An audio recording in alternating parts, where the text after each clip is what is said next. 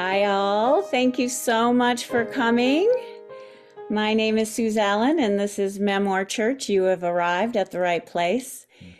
So thank you all for being here. And this is just very exciting for me today because all of these people have had their own Memoir Church, and they're all my favorite voices. Memoir Church happens the first Sunday of every month, and it is my favorite hour of the month where we get to be all together listening to people's stories. This is my life's work, shared stories, because I believe in the power of them. I believe that they create love, empathy, understanding, and I feel like they grow our humanity.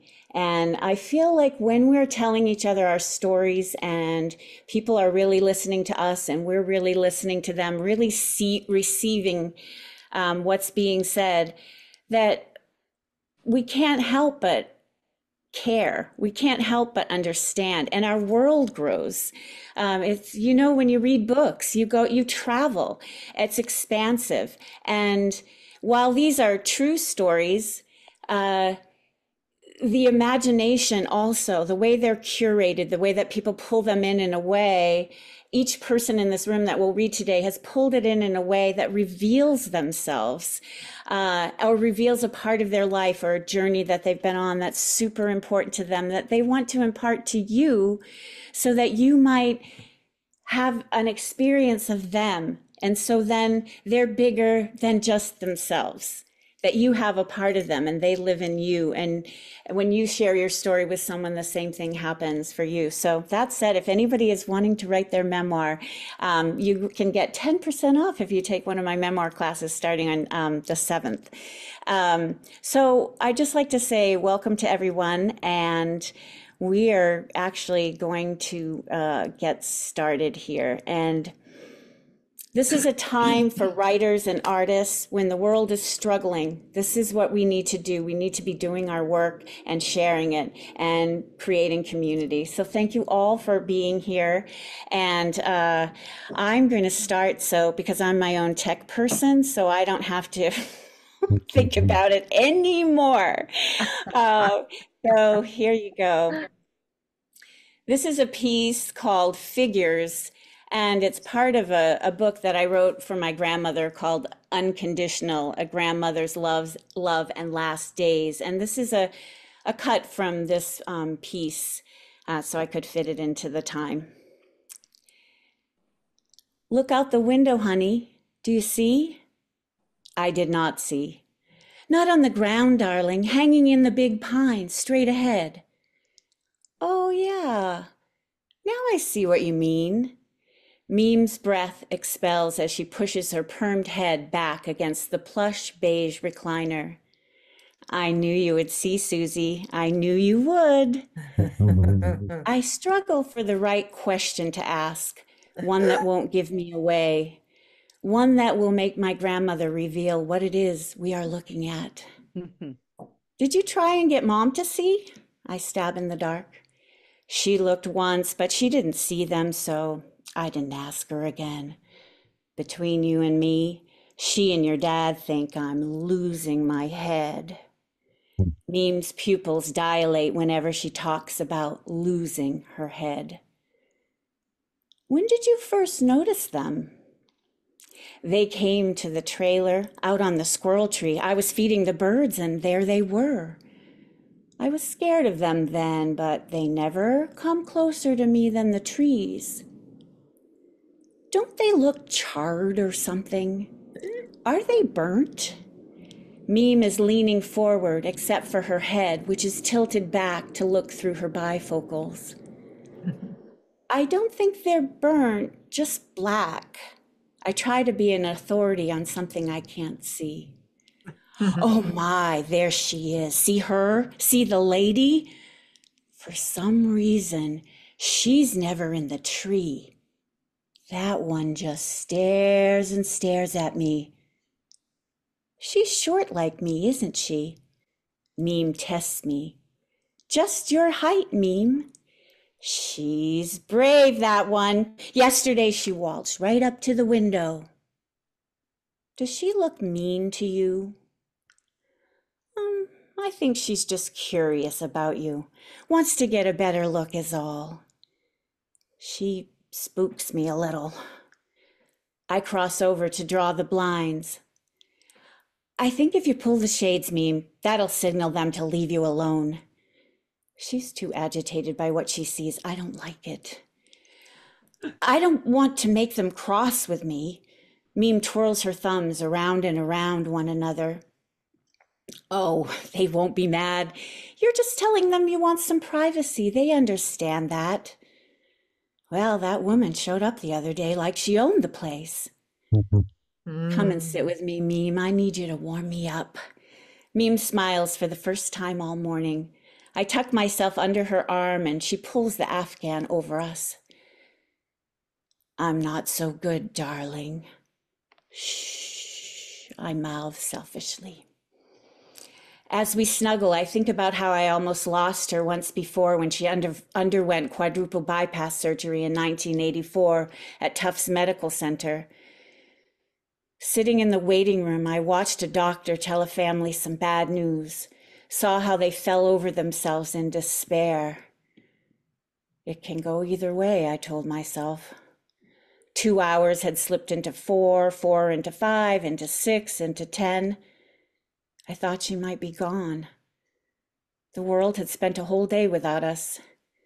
Finally, Meme's surgeon had removed his fetching cap as he walked toward us, the baggies on his feet spattered with blood. It can go either way, I reminded myself as I found my legs. She made it. My mother and I had followed him to the recovery room, a soft train of women, thanking God, thanking God, thanking God. As I rub Meme's hand, I think it's going to go the other way. Open the shades, darling. I want to see if they stayed.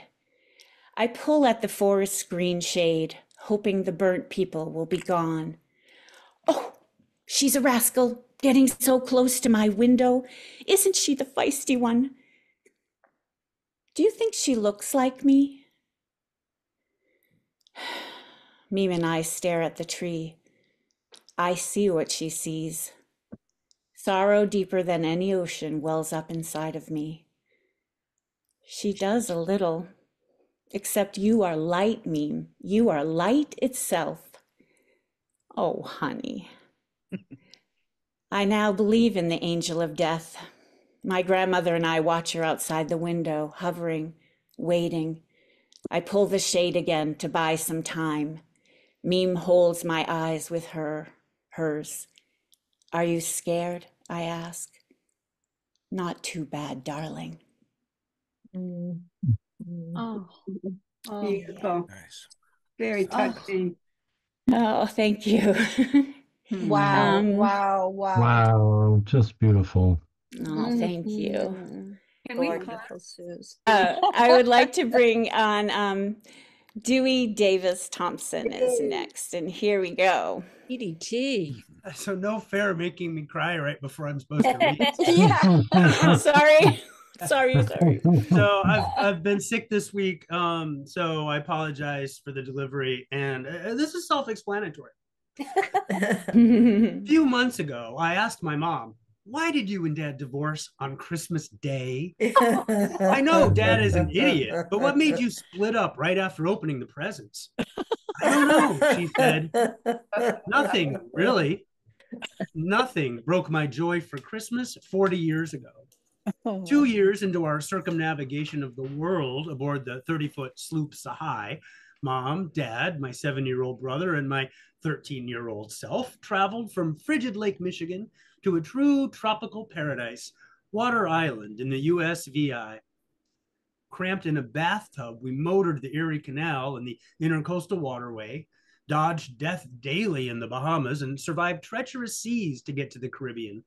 We were overjoyed to be in a real house for Christmas when Dad got a job repairing villas for the Sugarbird Resort. Tiny 2-bedroom bungalows on Rainbow Point along a hibiscus-clad pathways.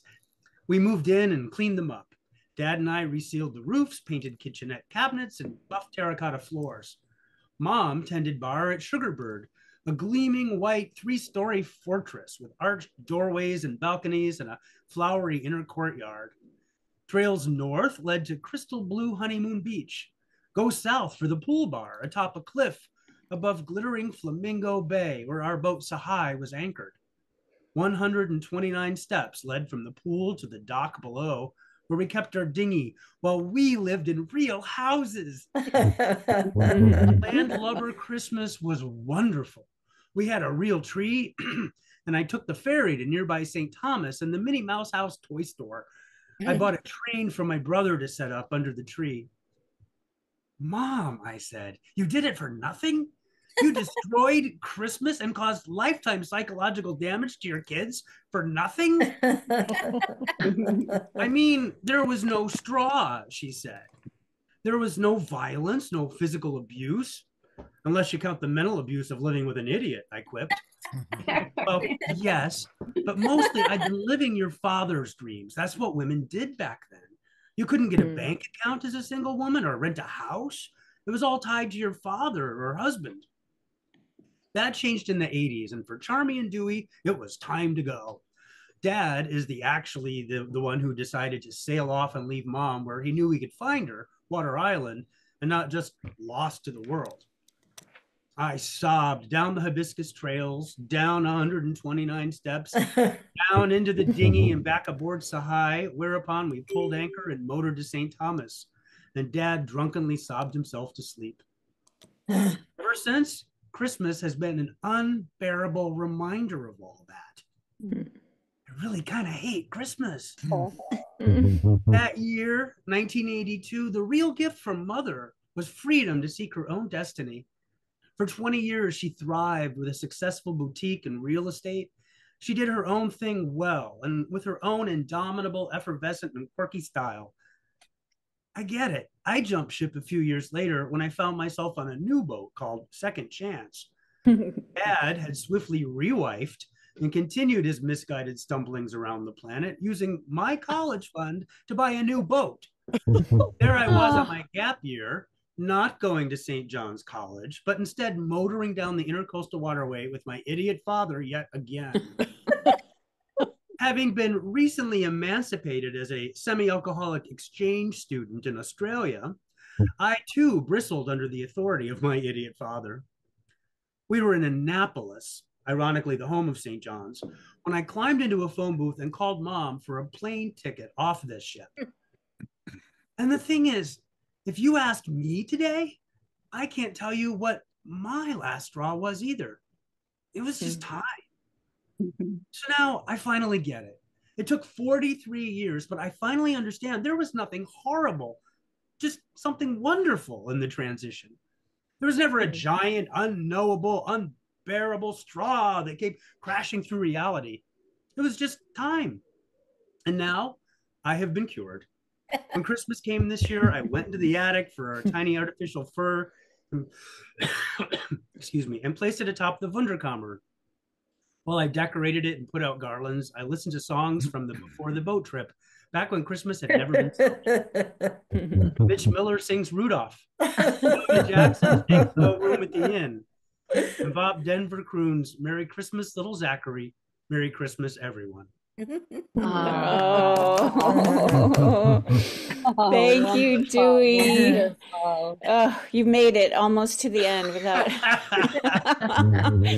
Thank you so much. Okay, next up. I just love this. Next up, it's like Memoir Fest. We're going to have Valerie Kuhn Reed, whose book just was published. Yes. Yes, thank you. Okay, here goes. This is a chapter from my memoir, One Stop West of Hinsdale, and it's entitled Gone. 1968 was the last full year you lived with us. These are woeful words to write, but by that time, you'd basically lost all resemblance to the father I had loved so well, so long. The imposter who'd taken your place was tearing us all apart, and I heard myself praying to God to please make it end, make him leave. But that was my second prayer. My first and most fervent prayer was that this angry man would turn back into my original father, my real, true dad. That was also Mom's first prayer, because once upon a time, she had loved you with her whole heart, too. You are everything in the world to me, she wrote after you were married. You are part of me, and yet you can't be, because you are so much better than me. You are a strange mixture of strength and sweetness. Guess what I'm trying to say is that you are just plain wonderful, and I love you with all my heart. Yet 25 years later, Mom asked me to sit down and pray with her, reminding me how Jesus said, when two or more of you are gathered in my name, there I am in the midst of you. We had never done this before. At Aunt Kathy's house, devotions preceded every bedtime, always closing with the nerve-wracking need to individually pray out loud, even if you were only 6. But Mom and I settled into the chairs in the front window, the one with the golden draperies. We bowed our heads, and she spoke to God. I know she said more, but this is what I remember.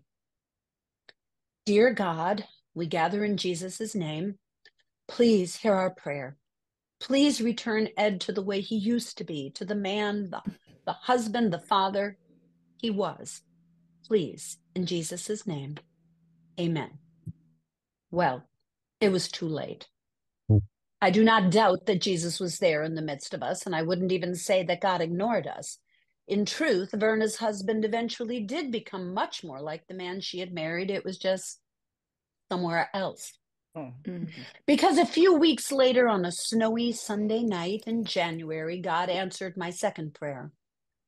I am coming home from the Oak Brook movie theater with my friend Gary. I climb out of his car, wave goodbye, then crunch up the driveway, heading for the warmth of our house. I open the door, thinking, what should I wear to school tomorrow? I decide on my striped sweater dress, step inside, shake the snow from my boots, and in that instant, the kitchen door flies open. Mom marches out, her ashen face a death mask. Tell Val what you just told me. She's addressing you, but she's looking at me. It's a dare. She's hoping you won't have the guts to say the words out loud. But no, you storm right in behind her and roar, I am leaving tonight and I'm not coming back. I stand there in my parka and stocking cap in the same little hallway where we used to hug you when you walked through the door after work. Now you grab your hat, coat, and briefcase out of the closet and leave through that door. Gone. I remember not one more moment of that night. I hung up my jacket and then Mom walked back into the kitchen. Dear God, and did what? Did I go to my room and get ready for bed? 8-year-old Audrey should have already been asleep in the midst, I hope, of some sweet dream. Only how could she sleep through the ferocious climax that surely preceded that finale? All I know is that's how it happened, and you didn't mean maybe. You never came back. Well, a few days later, you slipped in for your clothes when no one was home, but that cold night is the last time I ever saw you in our house. The house you and Mom built the year I was born. The house in which you'd raised me. I was relieved that the monster who had terrorized our nights was gone, but I wept for you, the father who had been there all our lives, reading to us, singing to us, calming us, adoring us. I wept for my old dad, my real dad. We were lucky. You didn't die. You didn't disappear from our lives. Even so, after you left, it didn't matter if we lit every light in the house.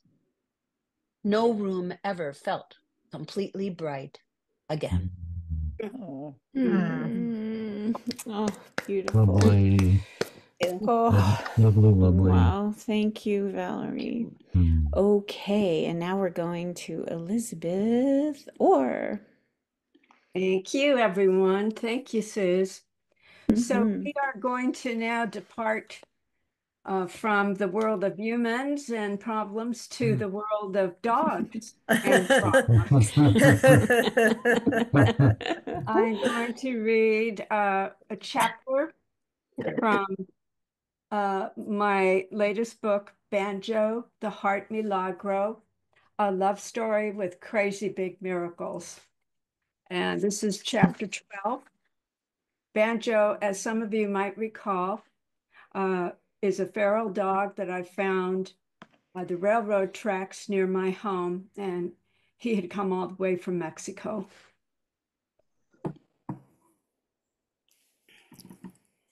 Okay. The next evening, Banjo and I were on the road to his first day of school. A little anxious, I stressed the importance of a good education. Banjo, if you misbehave, or worse, eat a dog, we're out. He listened closely, sensing the gravity of my voice. But when we pulled into the parking lot behind Rainbow Car Wash, where the dog training class was being held, his nose shot up and he spun around, barking, "Fresh females, young and wild, lots of them." I reminded him he already had a girlfriend. "Ben, what about Buffy?" He gave me a sideward glance. "Buffy? Buffy isn't here. I live alone." As Banjo and I stepped out of the car, I held him back as the parking lot filled with dogs of every size and breed, feverishly jumping out of cars and lunging at other dogs. Most of them and a few owners frothed at the mouth. "Stop that, Chuck! No, Lily! No, Charlie! No, Berkeley!" Suddenly, a black Dodge pickup truck stormed into the lot. A woman in a wonky cowboy hat stuck her head out the window and yelled, "Stop screaming! No! No means nothing to him." Jill, the petite trainer in a weathered plaid shirt with tight jeans, hopped out of the truck in her red cowboy boots. Through a cloud of dust, she spotted Banjo and me, bystanders in the turmoil, and her eyebrows furrowed. She stomped over and pulled us aside. "Please control him," she drawled with a Texas accent. "Mike said he's a feral from Mexico, and if he makes trouble, y'all have to leave." She glanced at my snake staff and shook her head. "What's that for?" "I need it to walk," I said. "Swell," she groaned. "Wait," I begged. "Watch this." "Banjo, sit," I commanded. He immediately sat statue still, looking up at Jill. "We'll see," she said, and stalked away, not convinced. Banjo sized up the situation fast and considered it a trial of sorts. The human, Jill the trainer, seemed to be in charge. She didn't like him, so he would have to try harder. Meanwhile, a boxer nipped at a Bichon's nose. A husky dragged his owner to the next lot. A Doberman ransacked food from a garbage bin. Jack Russell humped a woman's leg as she screamed, "Stop! Help!" There were 20 dogs in all. Oh no. "Pull them back!" Jill yelled. Owners yanked in a tug of war with canines winning. The brawl looked like a scene from an old Western bar. One nervous mutt started a poopathon. I turned to Banjo, who was still in the sit command, and mused, "Banjo, this is a bad situation." "Damn," Jill groaned. As owners frantically removed deposits, the Jack Russell seized the moment, trotted over to lick the poop-smeared pavement, and delightedly rolled it. More shouts of "no" until Jill blew her whistle. Whoa! Everybody stopped in their tracks except for the dogs. Take your dogs to the fence over there, Jill yelled. She meant the chain link fence where weeds poke through. Make sure they relieve themselves. Soon humans were yelling, "Go pee! Poop!" Some of the dogs did and some didn't. Barnard the Basset Hound didn't understand what all the fuss was about. He just peed in place.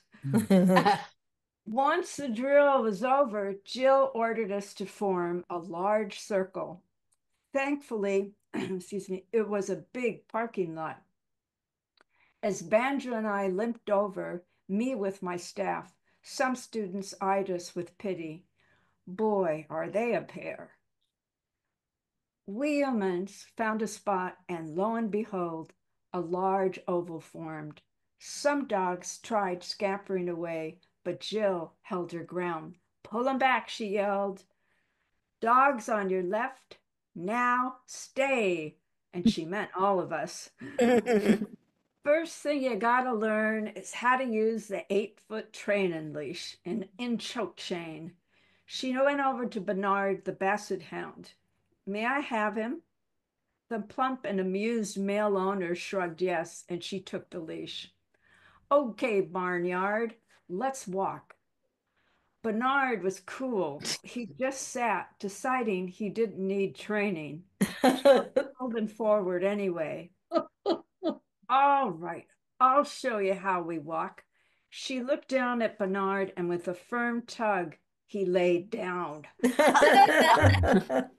She pulled again, stretching his neck, and Bernard, a little bewildered, slowly rose and meandered like an old cow. There was no motivating him. But Jill didn't give up. "Barnyard, heel." She demonstrated how to snap the leash down like a hammer to a nail, but Bernard got stage fright and simply lay down and ignored the command. Jill blushed with embarrassment. This was her first training session for Mike, and it wasn't going well. She straightened up and turned to us. "Now, take your leash, and if your dog ain't doing what you want, for God's sake, don't say no or stop that. They don't speak English." I wanted to tell her that Banjo was bilingual, but refrained. I got the meaning. Dogs are picky about commands. They've heard the word no so often, they just turn a deaf ear. Jill continued, "Every dog should be on an 8-foot training leash for control." The elderly woman with a rhinestone-collared toy poodle cried, "Audrey doesn't like this long leash." "Size don't matter," Jill whipped back. The woman snorted.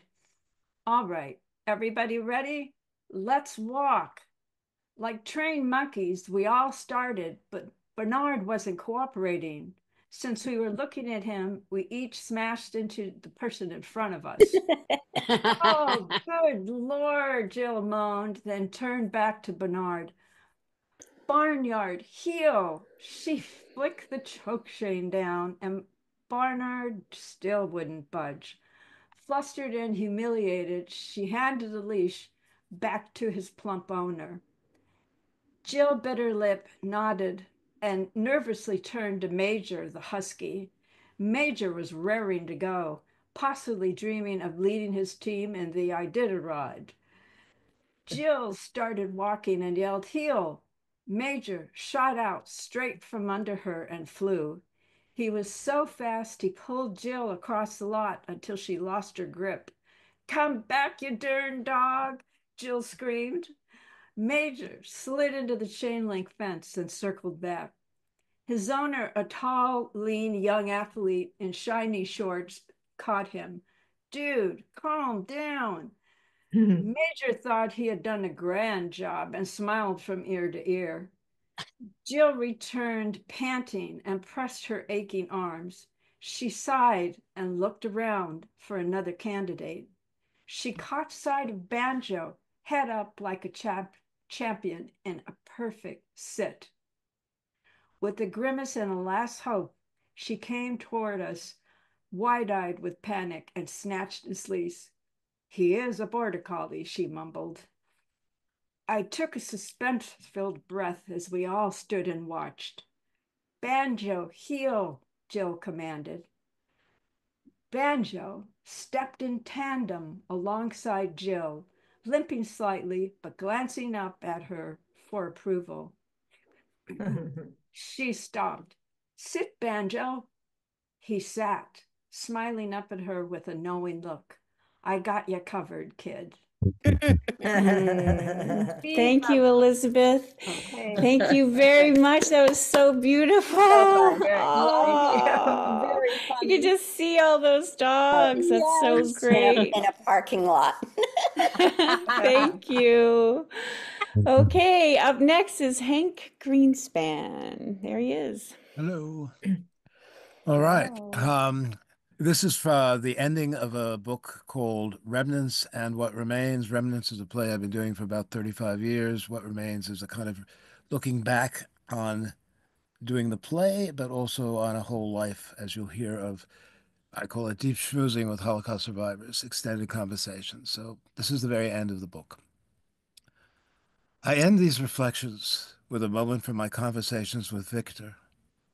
Victor was one of a handful of people who escaped from Treblinka and survived the war in hiding in Polish forests. He was aware of the uniqueness of his story, even though he almost never retold it, and certainly not publicly.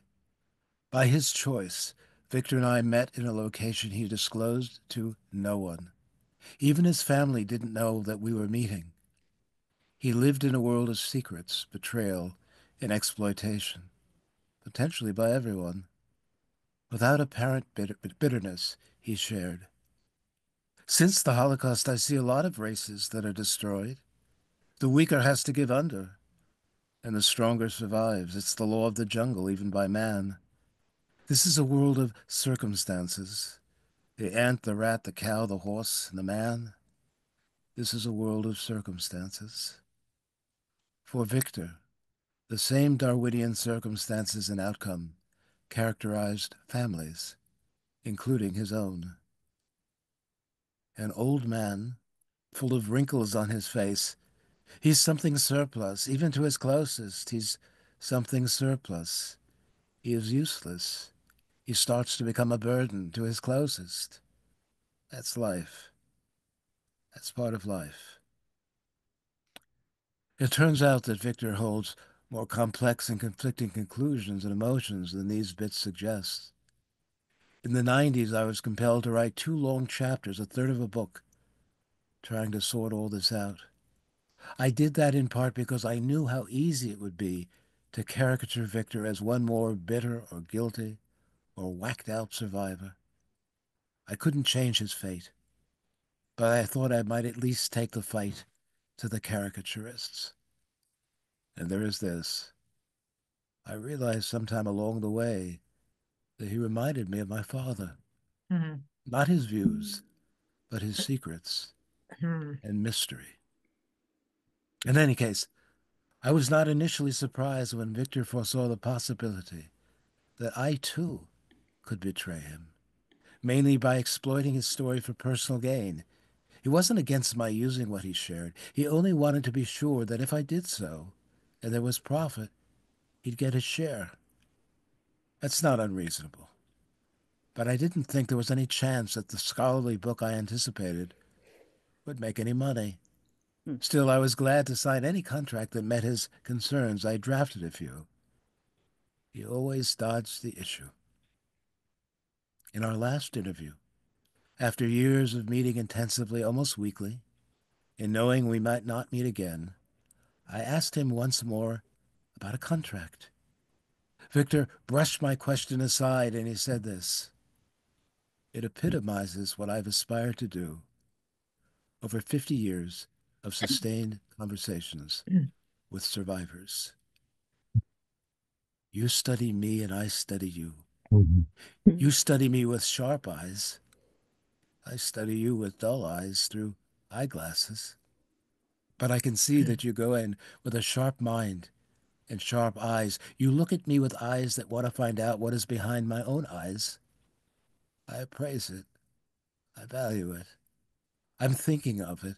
I try to answer with what is of the heart, and you store it. You remember it. I only make the parallel, the connection between one individual and the other. It is good. Obviously, I was honored by Victor's comment, but I repeat it here to suggest that making the connection between one individual and the other is perhaps the closest we come to remnants, awakenings, returns, with Holocaust survivors, as with everyone else. Oh, wow. Beautiful. Thank you, Hank. Oh, beautiful reading. Oh, Great voice. lovely. Yes. Lovely. Okay. Beautiful.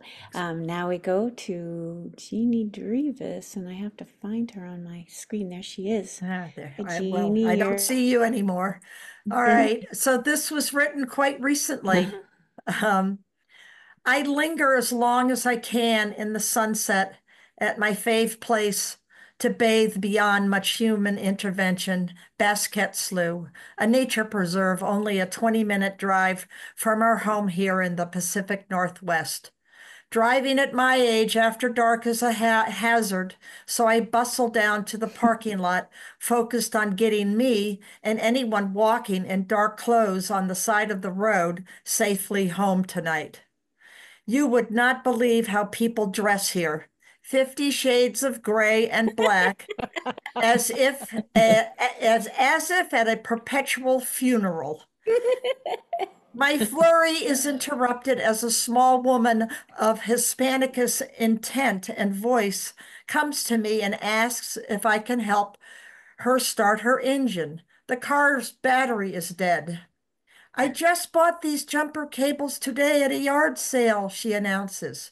Wow, what providence for you and for me, as I don't think I have jumper cables in my car. What side of your car is your battery on? Yes, providence is a good word for right now. Jumper cables and you coming down the trail. I do not know where my battery is. Well, let's pop the hood and see. Pop the hood? What is that? Oh, geez, I think. She knows nothing like most people these days. The hood is the cover on the front of the car. I know what the hood is, but pop the hood? Here, let me show you. My voice getting louder in hope she'll understand me better. I do have to say that my back to the land pride is puffing up as I actually know what to do. Fiddling under her hood, I finally pop it up. I'm going to pull my car up next to yours, I yell for both perceived comprehension on her part and because my car is running. Okay, you hold these two clamps, but do not let them touch each other. Okay, I can do. A wail, a tiny child kind of wail, comes from her back seat. Oh my goodness, you have a baby in your car, I now say much more quietly, sounding less like a sergeant and more like a nurse in a maternity ward. Just put the clamps down on the ground and attend to your little one. The tiny babe appears with blue eyes, thin reddish hair, and cherub cheeks. She looks around in our sunset-lit air, finally sees the ogre me, who has been pontificating, hurrying so as to beat the headlights that will surely glare at me now on my drive home. I speak my baby talk. Her tears stop, and she beams. Now there is no one to hold the clamps apart. Yet a miracle appears as a truck pulls up with a youngish couple they intend on charging up the hill for the remains of the sunset. Could you help us for 1 minute? I accost the man. I know you know what to do with these cables. And he does. And soon the dead car is roaring to life, and the couple escapes into their sunset. Finding out that she is waiting for her daughter, who is photographing waterfowl on the sunset-reflected wetlands waters, I advise, remember to gun the engine. I mean, push on the accelerator often as you wait for your daughter. The woman with the small baby will not be alone soon. Her daughter is coming, another small wonder. And if the car dies again, that young couple will be back. Thankfulness abounds from the both of us and the always rarefied air at Basket Slough. I will have helped and succeeded, and the little one will be warm, and we will all go home to dinner. I stop at the Blue Raven Pie Shop for a Marionberry pie, just a small one. The end of this day of small miracles will taste luscious. Ah. Oh, beautiful. Thank you, Jeannie. Thank you, everyone. Thank you.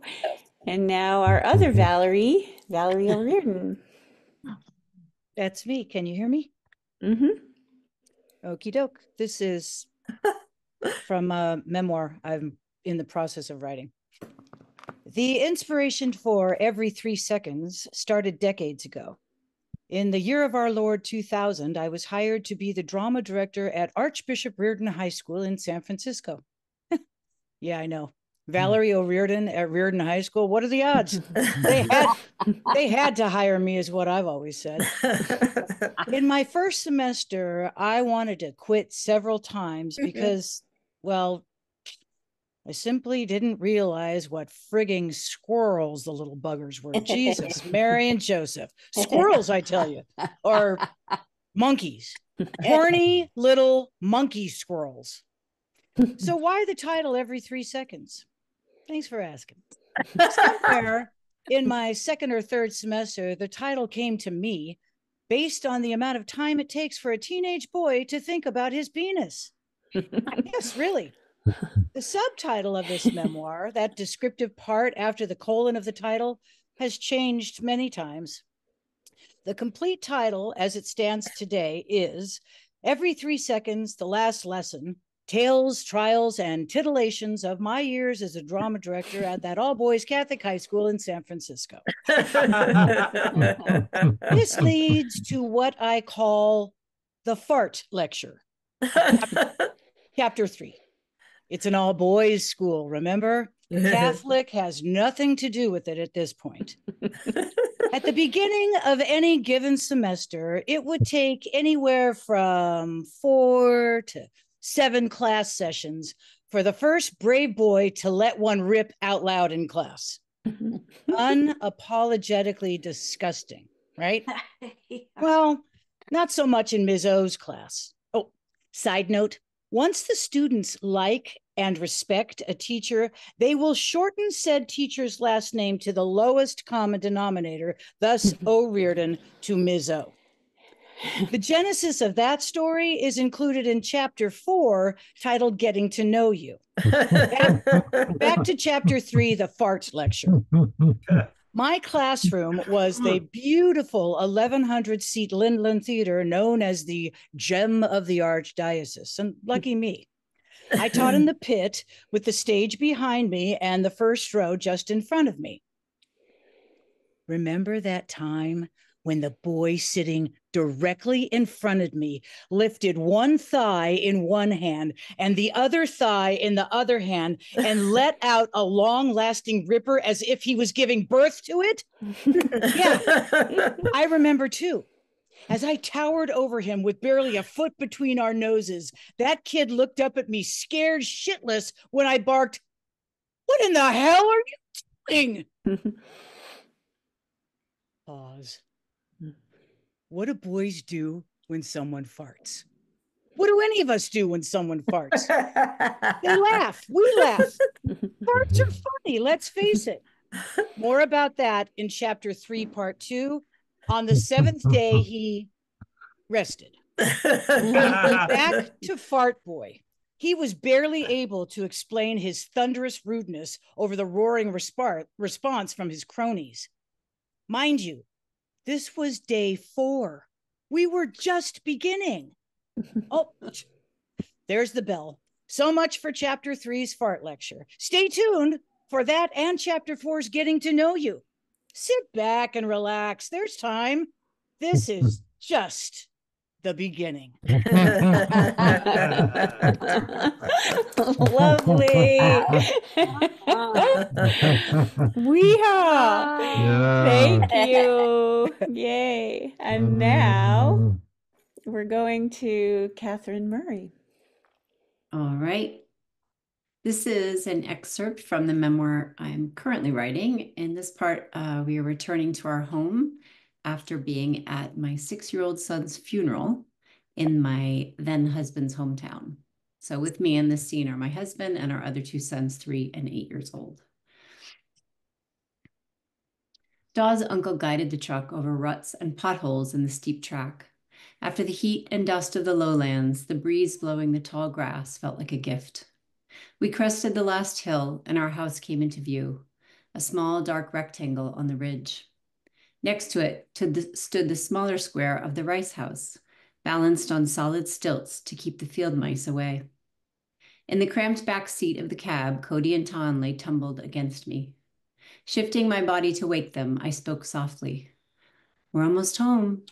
Cody sat up quick, eyes wide, hair rumpled. "I see our house," he said. Ton snuggled in tighter. I pulled him onto my lap. "Look, Ton." Cody pointed for his little brother, who rubbed his eyes and peeked out too, solemnly scanning the view.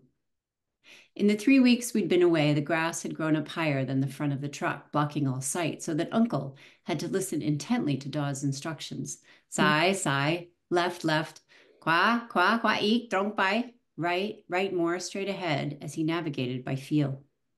I prayed that they knew what they were doing, knowing if Uncle veered too far to the right, we'd drive over the edge of the cliff.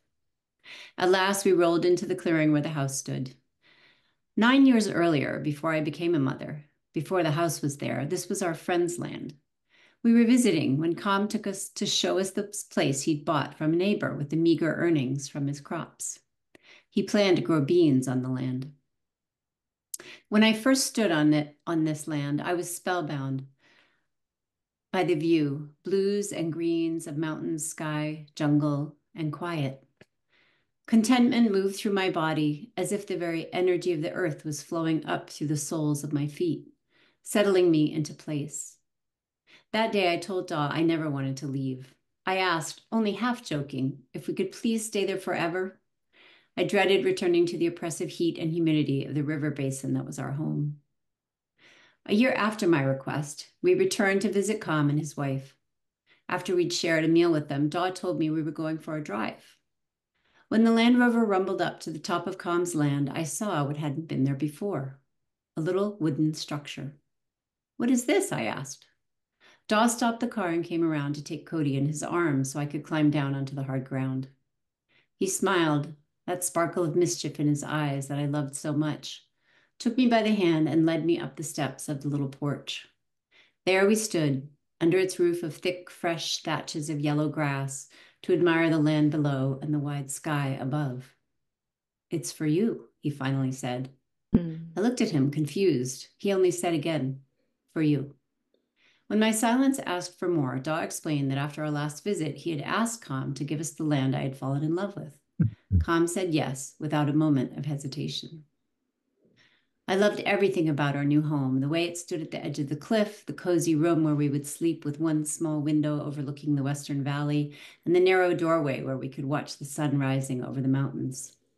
It was simple, crude in its construction, but to me it was elegant, perfect.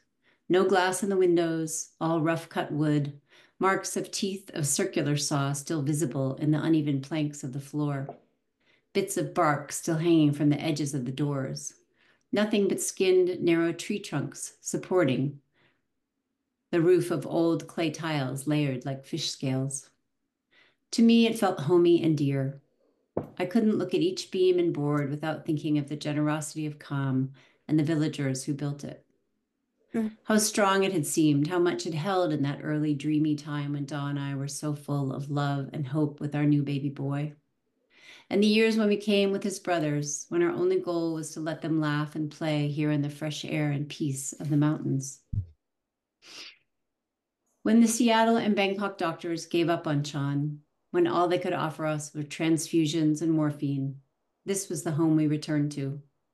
This was where we thought the power of clean air and the miracle of nature might help restore his health. This was the home that held us as we tried to feed him what we thought could cure him, what we hoped were the right juices and vegetables. This was the place we fought, cooked, slept, and snuggled right up until our son died in our arms. And it was the place we came home to after his funeral. But now, as our cabin came into view, seeing it for the first time since we'd driven away hours after Chan's death, I saw it without its familiar glow of gratitude and hope. The vision that once made my heart swell with appreciation now only seemed desolate, empty. Crooked planks riddled with knots and pinpricks of termite holes jostled into walls, and doors, ragged vertical slices of tree, hung open to the lizards and giant beetles of the ever-encroaching jungle. Where clay shingles had blown off, a gap-toothed roof cast its crossword shadow on the eastern wall in the waning light. Debris of broken terracotta shingles lay shattered, littering the hard ground where the stilts entered the earth below. Whoa. Oh, Gorgeous. heartbreaking and beautiful. Thank you, Catherine. Thank you. Okay, Peter Welch. Hello, everyone. Hi. Hi, Peter. This is a excerpt from a boyhood memoir I'm working on. My father died on April 1st, 2006 of congestive heart failure from complications due to a lifelong alcohol addiction. He was 73. Despite their tumultuous marriage, Mom and Dad remained together until his death. In a black and white photograph, February 1968, and printed vertically on its glossy white border, my parents are standing close in front of a tall pile of snow shoveled back from Grammy Welch's dirt driveway. Mom's left arm wraps around Dad's waist. Dad's right arm drapes over Mom's shoulder. Their shadows are melded and cast behind them into the ice-covered ground beneath their feet. A black shiny purse hangs from my mother's bent arm. She's swathed in a corduroy winter jacket and hood, trimmed with a white puffy collar, all wrapped close around her neck. Her sensible and stylish black boots are ringed with dark fur along their top edge. Her hands are buried in her jacket pockets. Dad wears a plaid flannel button-down, a triangle of white undershirt at the open collar, and a lightweight jacket to his waist. Blue jeans crumple at his calves, pushing up unlaced winter boots. His left thumb is hooked in his jeans front pocket, the stub of a cigarette smoldering between his index and middle fingers. His body leans into my mother. His smile is more subtle than her effervescent one, slightly off-center and something resembling a smirk. They both wear dark sunglasses, and behind the shades, they appear to be happy. The photograph becomes a visual elegy of who my father was in the world, a moment in time captured on Kodak paper that helps me better understand the stranger who was my dad. Glimpses of his cocksure personality rise up in the picture. The casual way he holds his cigarette, his crooked and confident smile, how he owns my mother. There's also a tenderness in their pose for the camera, huddled against each other in the piercing winter light. Young lovers with the world at their feet. I'm left wondering what happened to this robust joy in a marriage that often seemed thunderous and unhinged. I would close this moment of happiness between them. Thank you. Thank you. Thank you, So Peter. lovely. Thank you. Yes. Oh, Thank you. okay. And our last lovely person of the day is Morgan Callan Rogers. I haven't been, I've been moving and traveling and writing, so these are just a few things I put down today when Sue so generously asked me to come and talk about memoir, or read a piece from a memoir that I just began a few days ago, is, I guess, what I'm going to read to you. And basically, I lived in a duplex in Bath, Maine where I grew up. And there is a lot more to the story you're going to hear tonight. This is just the beginning and my landlord. And I just want to tell everybody here, I am just blown away by your work. Just amazing, amazing stuff. Thank you so much. And I'm not taking off my hat because it's the coldest 20 degrees I've ever been in. And I'm in Maine. So hang on tight, guys. Okay. All right. When the envelope comes from the rental agent representing my landlord, I notice my rent has gone up $100 for the next month, per month for the next year. It takes the rent from $1,200 a month to $1,300 a month. That's not as bad as far as rentals go in my part of Maine, but still, it is high for me. I like it here. It's half a duplex, a good size, and I have my own driveway. My plow guy calls me girl. You can call me anytime if you need shoveling out, girl, he says. Looks like a worn pirate, like a down and out Johnny Depp. Oh, that hot coals in the furnace. Yeah, one of those. He hails from a clan close to the Phippsburg, West Bath fisherman family area. He lives down the street with his lady. I have a strong feeling that big if, he and I hooked up, she'd toss me out in the trash for Wednesday pickup. Last stop, Tritus Street. My half of the front yard hosts one of the biggest shade trees in the hood.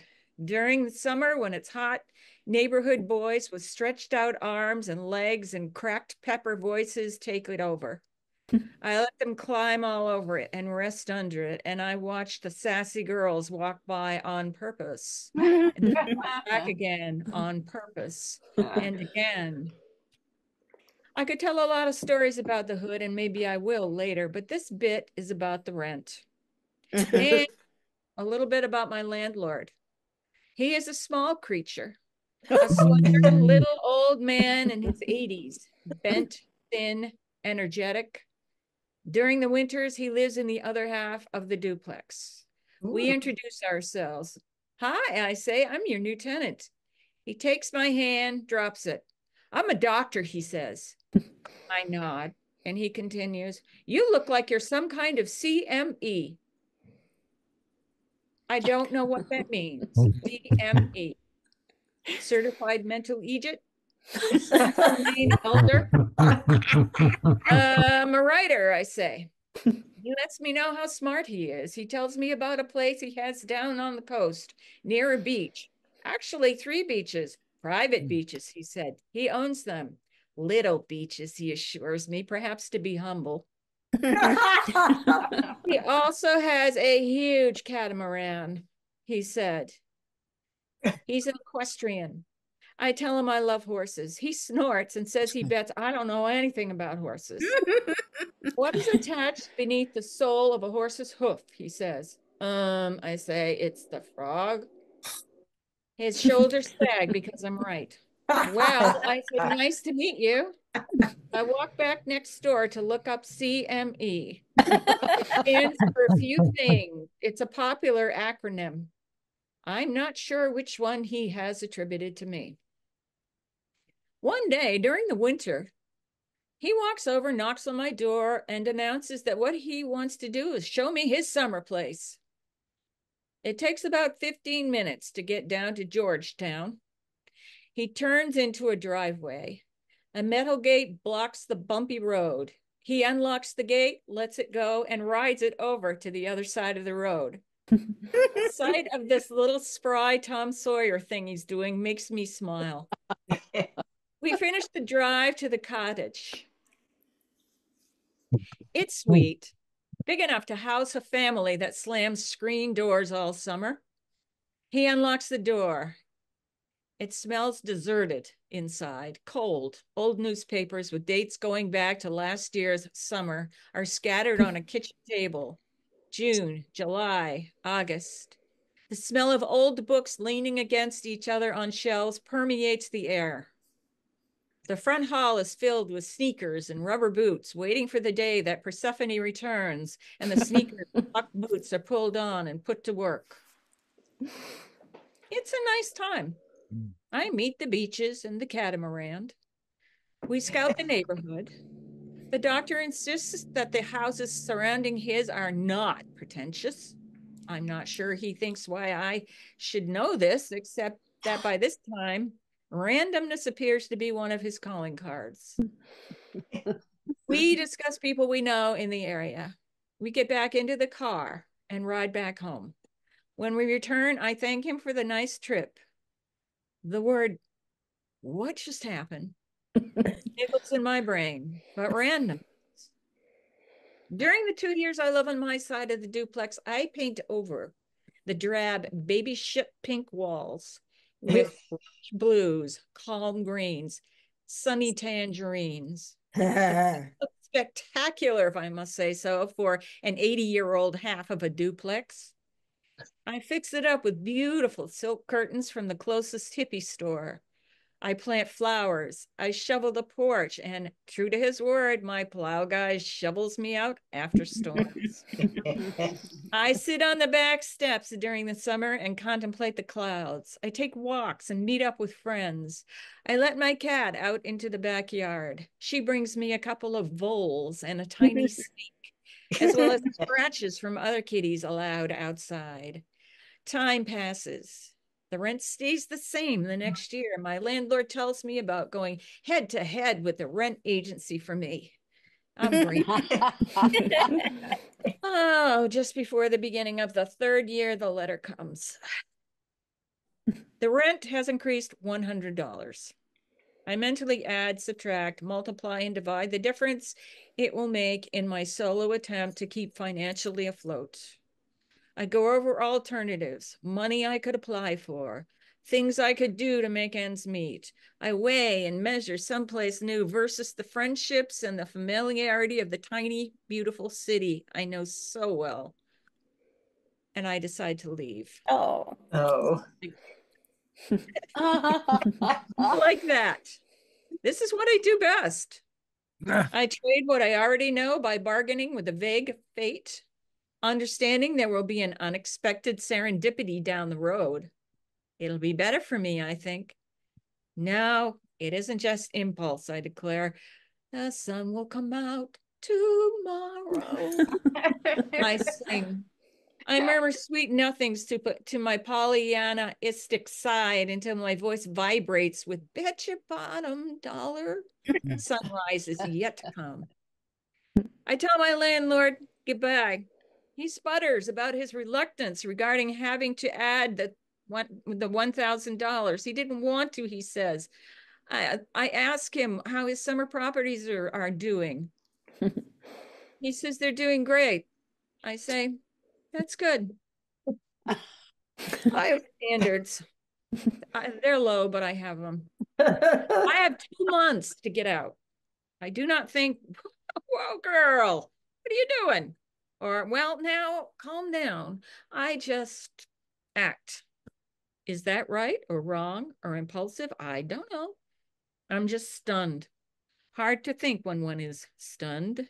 One just does. I began to pack immediately. I have dug in deep and I have to sort stuff. Summer, fall, spring, winter stuff. I have already unlocked the gate to this house and I am swinging toward the other side of the road to the next place, to the next adventure. Thank you. Thank you, Morgan. And thank you, everybody, for staying a little extra today, for a little extra in the room.